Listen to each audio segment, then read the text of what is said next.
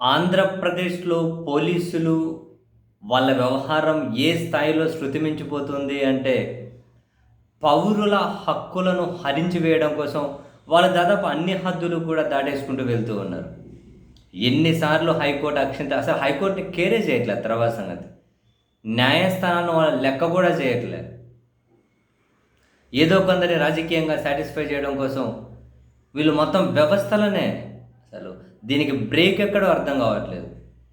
తాజాగా తిరుపతిలో మనం చూసాం.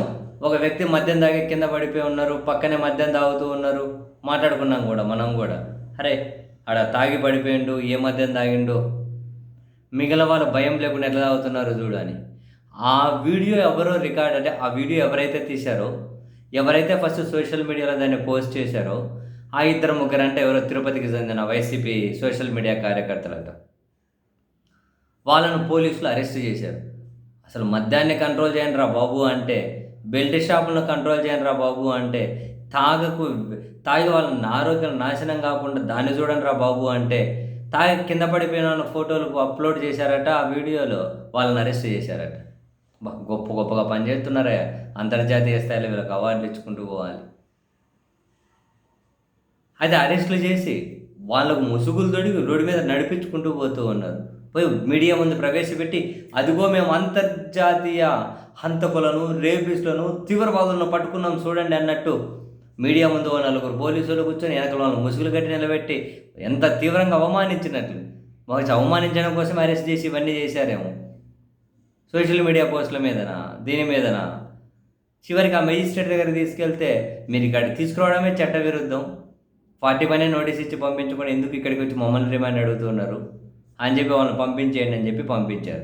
మరి ఇప్పటికి వాళ్ళని ముసుగులు కట్టి నడిపించుకుంటూ మీడియా ముందు ముసుగులు తొడిగి నిలబెట్టి ఏంటిదంతా? ఎందుకు ఇంత తీవ్రంగా వాళ్ళ హక్కులను కాలరాసి వాళ్ళని ఒక పౌరుని అవమానించే హక్కు పోలీసులకు ఉందా? ఇంత తీవ్రంగా అవమానించే హక్కు పోలీసులకు ఉందా? టెర్రరిస్ట్లా, రేపిస్ట్లా, హంతకులా, ఎవరుగా ఏమంటారు గజ అమ్మి చేశారు? ఏం చేశారు? అంత దారుణంగా అంత తీవ్రంగా అవమానించాల్సిన అవసరం లేదు కదా. అట్లా చేయడం కోసమే అరెస్ట్ చేసినట్టున్నారు. తర్వాత మేజిస్ట్రేట్ రిమాండ్ ఇస్తుంది లేదా అంత తర్వాత కానీ అని. ఇటువంటి కేసులు అరెస్ట్ చేయకూడదు, రిమాండ్కు పంపించకూడదు అని ఎన్నిసార్లు న్యాయస్థానాలు చెప్పినా వీలైనట్లే. దానికోసం న్యాయస్థానం హైకోర్టు స్పెషల్ సర్క్యులర్ జారీ చేసినా వీలైనట్లే. మరి ఇక ఎక్కడది ఇది బ్రేక్అవుట్ అయ్యేది? ఎక్కడ ఈ పోలీసుల ధైర్యం ఏంది? మనం లేవుడి ఏం చేయలేరులే అనా బాబోయ్.